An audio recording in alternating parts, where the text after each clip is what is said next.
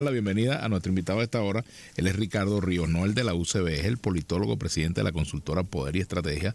Además, él es del Estado Lara. ¿Cómo estás, Ricardo? ¿Cómo te va?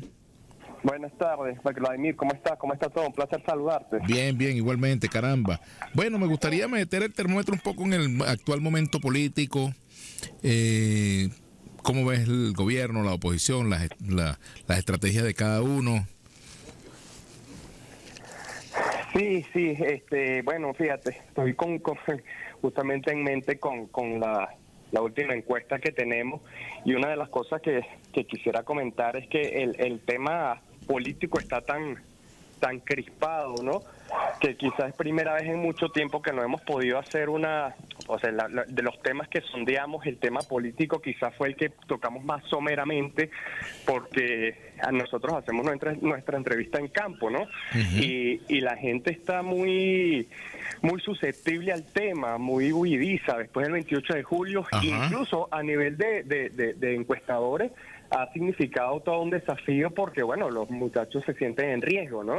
Igualmente se levantan informaciones que son muy valiosas, pero, por ejemplo, preguntas que hacíamos de forma muy expresa hasta hace 2 meses, como si usted se autodefine oposición, si usted se autodefine chavista, o por quién va a votar, o por quién votó, son preguntas que parece mentira, pero se han convertido en tabú, ¿no? Entonces creo que eso un poco por abordar tu pregunta, creo que de alguna manera, sin ser una referencia estructural macro, creo que dice un poco de cuál es la situación del país en términos del ánimo social. Exacto. Bueno, ¿qué es lo que tienen allí en ese sentido?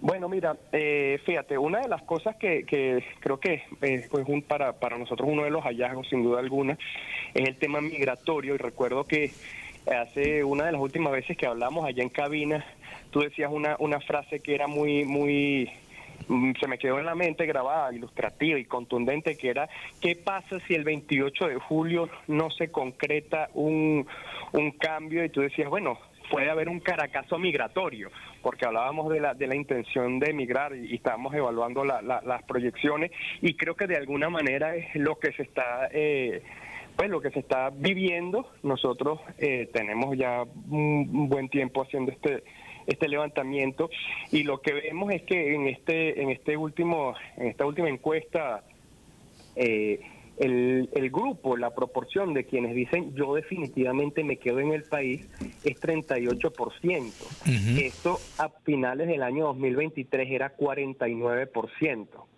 Entonces ves cómo va bajando, mientras que el grupo que dice tengo planes de irme del país quiero irme pero no tengo un plan como tal, va subiendo, ¿no? Y en ese momento estaba como en el 10%, ¿no era? Quienes decían tener planes de irse del país estaba alrededor del 9%. Del 9, exacto. Ajá, ahorita, pero sumamos, es decir, porque es como un abanico, ¿no? De quienes que dicen, sí, exacto, de quienes dicen definitivamente me voy del país, o sea, tengo planes, ya gente que con toda seguridad se va, claro, hasta quienes dicen, mira, quiero irme, aunque todavía no tengo un plan.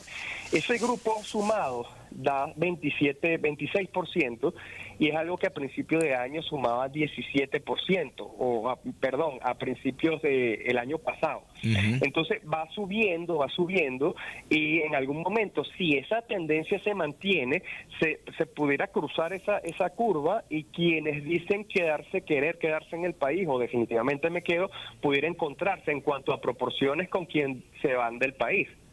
O sea, eso quiere decir que, ponle tú, de 22 millones que hay aquí en Venezuela en este momento, la mitad estaría dispuesta a irse.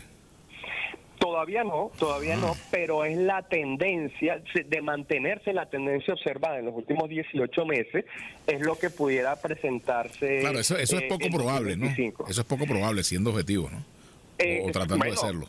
Sí, porque normalmente eso tiene, primero hay varias cosas aquí que señalar. Lo primero es que las tendencias no siempre se cumplen, ¿no? Pero claro, son curvas que si se proyectan hacia allá iría. Pero la otra cosa es que aquí hay como varias categorías: quienes quieren irse y se van a ir, y otros que quienes quieren irse y no necesariamente van a cumplir su su deseo, ¿no? Porque estamos hablando de gente que quiere irse, no que tiene planes de irse, ¿no? Eso por un lado. Por el otro lado, también muy vinculado al tema migratorio, es el caso de los destinos, que eso también nos llamó mucho la atención. No solamente hace quizás unos 3 o 4 años, la principal destino eran países de Latinoamérica. Ahorita el principal destino, el 27% de ese grupo que tiene intención de irse, es Estados Unidos, y le sigue España, y luego en tercer lugar Colombia y Brasil. Pero aquí hay una particularidad, que cuando se segmenta por estrato social, uno se da cuenta que para el estrato D y E, el Colombia y Brasil sigue siendo los principales destinos, es decir, hasta donde me lleguen los pies, que es mi principal recurso, pareciera ser esa la interpretación. Pero además, cuando se hace por grupo etario, también hay unos hallazgos interesantes. Bueno, primero que el grupo etario entre 18 y 30 años, ese no es 26%, ¿no? Que tiene intención de emigrar, sino 56%, que quizás es uno de los datos más duros y más preocupantes, porque estamos hablando que el grupo que se va es el más joven, y en la medida que va avanzando en edad va disminuyendo esa proporción de quienes quieren irse del país. Es otra de las cosas interesantes, y los jóvenes tienen como principal destino, es variado, ¿no? Pero también Estados Unidos es el grupo de entre 18 y 30 años, ese es como uno de los principales destinos, mientras que quienes apuntan a España, que es el segundo destino en términos globales, es mayores de 55 años. Ese grupo etario hacia donde más apunta es hacia España. Nos pareció un dato también bastante llamativo.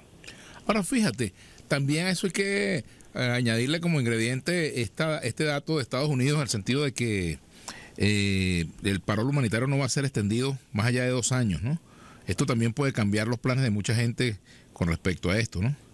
Claro, y si bien no todo el que migra lo hace de manera organizada, es decir, no es lo mismo irse por avión, irse desde algún destino de Latinoamérica vía aérea hacia Estados Unidos, además con visa, que irse por el Darién. Claro. Sin embargo, en la medida que lo que tú señalas se vayan haciendo más difíciles las condiciones de entrada, entonces, aunque no haya digamos, un plan familiar migratorio individual, igual va a haber el testimonio de las dificultades que van a implicar entrar a Estados Unidos y no contar con el parole, y seguramente eso también pudiera desalentar un poco la migración, por lo menos hacia Estados Unidos. Claro, por supuesto. ¿Qué otros temas abordaron allí en esa encuesta, Ricardo? Mira, parte de la encuesta que nosotros hacemos bimestralmente aborda temas diversos, ¿no?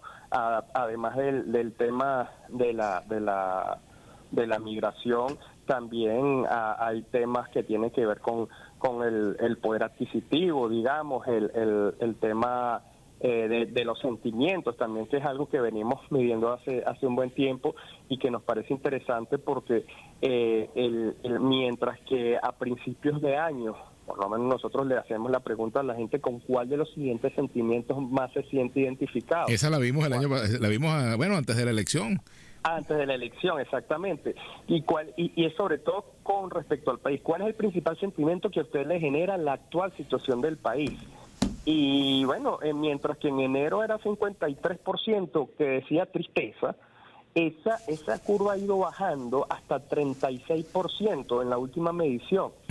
Y una de los antagonistas de la tristeza pudiera ser la rabia o la alegría. Y no se ha disparado, mientras que la rabia fluctúa entre 21 y 22%, entre 20, 21, 22, es decir, se mantiene. Y la alegría también se mantiene alrededor del 5%. El sentimiento que sí se ha disparado es el desagrado. Entonces hay una situación de desagrado con respecto, o un sentimiento de desagrado con respecto a la situación del país, que va subiendo desde prácticamente 5, 10%, 10% en el caso de abril, hasta 17% en la última medición, que es ahorita en septiembre. Entonces creo que esto también es un dato interesante porque nos ayuda a interpretar, como decía inicialmente, parte de ese ánimo social y de las expectativas que hay con respecto a bueno, a la evolución de la situación país, que sin duda alguna los políticos están muy vinculados. Mira, hay una pregunta que es clave en cualquier estudio, puede que las tengas allí resuelta o no, pero es, por ejemplo, la valoración de los liderazgos políticos, cómo valoran a Edmundo González, a María Corina Machado, a Nicolás Maduro, a Diosdado Cabello, qué sé yo. Mira, esa pregunta no la abordamos en este estudio, sobre todo dijimos, bueno, vamos a esperar que la cosa se enfríe un poco, esperando que sea menos difícil. Que se enfríe la sopa, como dicen.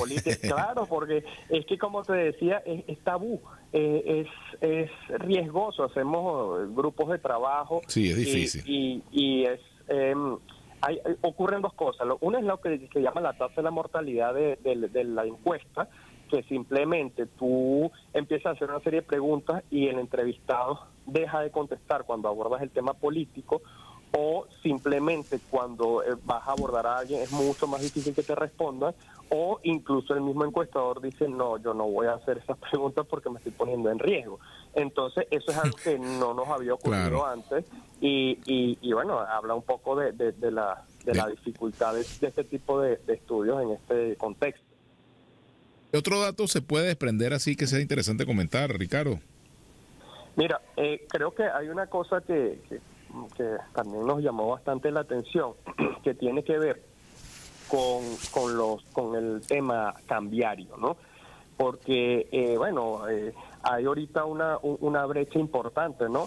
En términos de la tasa del dólar. Y la pregunta que le hacemos a la gente que hizo mercado, ¿no? Porque le preguntamos en qué sitios en qué tipo de sitios suele hacer los mercados del hogar. Y luego, posteriormente, le preguntamos cuál es la tasa, quienes pagaron, porque no pagaron en bolívares, o pagaron en bolívares, pero el precio estaba fijado en dólares. Y es interesante ver que hay una parte importante que pagó a dólar oficial, ¿sí? Es la mayoría, dice, a 75%, y 16% está pagando a dólar paralelo. Sin embargo, cuando tú ves eso por tipo de establecimiento, te das cuenta que, por ejemplo, quienes compran en negocios como supermercados, cadenas de supermercados, pagan prácticamente todos a dólar BCB, el tipo de cambio, la tasa que se respetó, digamos, fue BCB, mientras en otro tipo de negocios, el establecimiento, el tema es más dólar paralelo, como por ejemplo bodega. Y entonces hay aquí una cosa interesante que analizar, que es quiénes compran en las bodegas. Quien compra en la bodega es sobre todo adulto mayor, gente del estrato D y E, que la movilización es más difícil, ¿no? Entonces resulta que te sigue saliendo doblemente caro, no solamente porque estás pagando más, sino además es el que menos tiene quien está pagando más por el producto. Bueno, claro, sí, esa es la otra situación, el dato económico, que también, tiene mucho que ver con las expectativas de las personas, ¿no? Así es. Mira, ¿qué impacto tiene, desde tu punto de vista, Ricardo, tú que eres investigador de opinión pública, politólogo, además presidente de la consultora Poder y Estrategia, esa convocatoria que hace el presidente, o ese llamado, y que se ejecutó pues de oficializar la Navidad, el adelanto de la Navidad? ¿Qué impacto tiene eso en lo económico, en lo social, en la psicología colectiva del venezolano? Mira, creo que esa es una estrategia que no es la primera vez que aplica el presidente Maduro, y en este caso está muy claro, el objetivo es un poco sacar de la agenda pública la discusión de lo político, ¿no? Sobre todo del 28 de julio y sus implicaciones. Eso pareciera estar bastante claro. Por supuesto que hay un sector, el sector comercio, que se monta en esa ola, que no es además algo nuevo. El sector comercio siempre ha adelantado la Navidad por un tema de estímulo al consumo, y allí hay como una simbiosis. Eso por un lado. Pero sin duda alguna que lo que está subyacente es el tema de tratar de incidir sobre la agenda pública, la agenda de opinión pública, para minimizar los costos de todo lo que significa el 28 de julio, el post 28 de julio y los días y acciones posteriores. Por ejemplo, ahorita estamos viendo el tema de la convocatoria a sectores políticos opositores que pudieran eventualmente participar en elecciones regionales y tienen que pasar por una alcabala de diálogo, ¿no? Uh-huh. Entonces, y eso quizás hay que vincularlo con 3 hechos. Uno más reciente que el otro es la detención y destitución del alcalde de Torres, uh-huh, aquí en Lara, en Carora. Uh-huh. Posteriormente... Bueno, no fue detenido, ¿no? Bueno, fue destituido. Sí, fue destituido y él está en el exilio en este momento, sí, yo lo entrevisté. Sí. Igualmente sucede con un caso similar, aunque es muy nuevo todavía. El de Maracaibo. Con el de Maracaibo, y entiendo también que hay unas denuncias de detención contra el jefe de seguridad de Rosales. Entonces pareciera allí que hay como unos mensajes producto de algunos hechos que se desconocen, ¿no? Pero pareciera que quien no entra por el carril, pues va a tener un alto costo, ¿no? Entonces pienso que eso está vinculado con este esfuerzo de posicionar en la opinión pública un tema diferente a lo que está ocurriendo a nivel político. Murió la negociación como mecanismo de entendimientos, de avance en un país conflictivo como Venezuela, un país en medio de un conflicto político tan grave como el que vive Venezuela.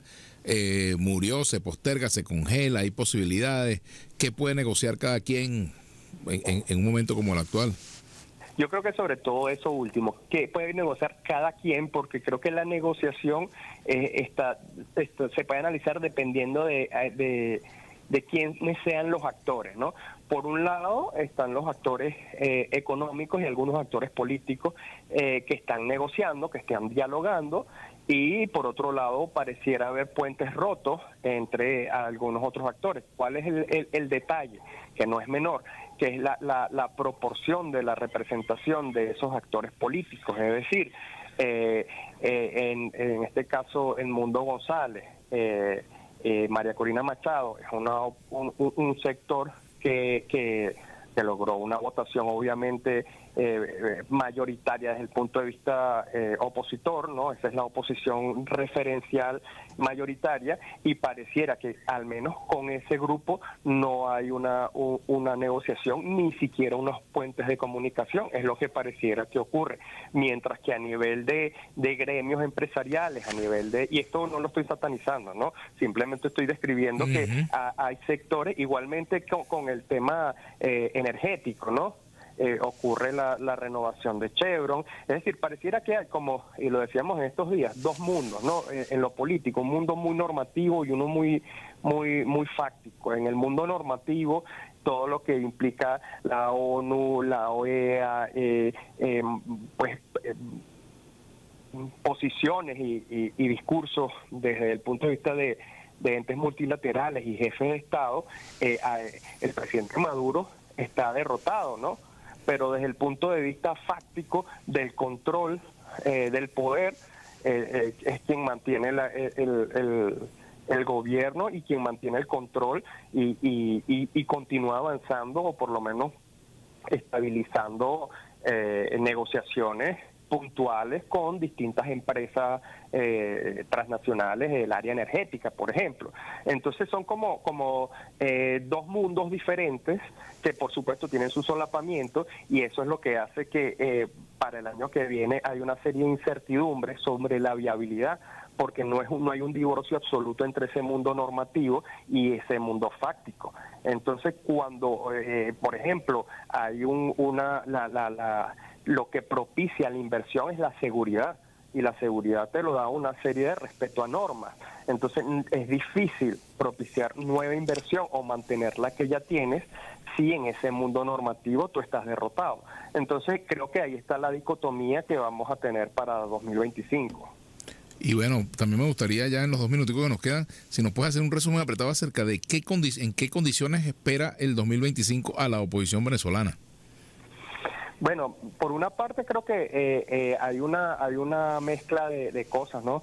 Está el logro que se obtuvo el 28 en términos de resultados, pero además de una confluencia estratégica, pero que además se ha ido diluyendo porque no se lograron concretar las expectativas de cambio, y eso es normal que genere desmovilización. Entonces inicia 2025 con altas expectativas, pero al menos no reflejada en movilización de calle, y con unas interrogantes sobre cuál va a ser la solidez de las alianzas, de mantener las alianzas que llevaron y acompañaron a Edmundo González en la presidencia, a la candidatura.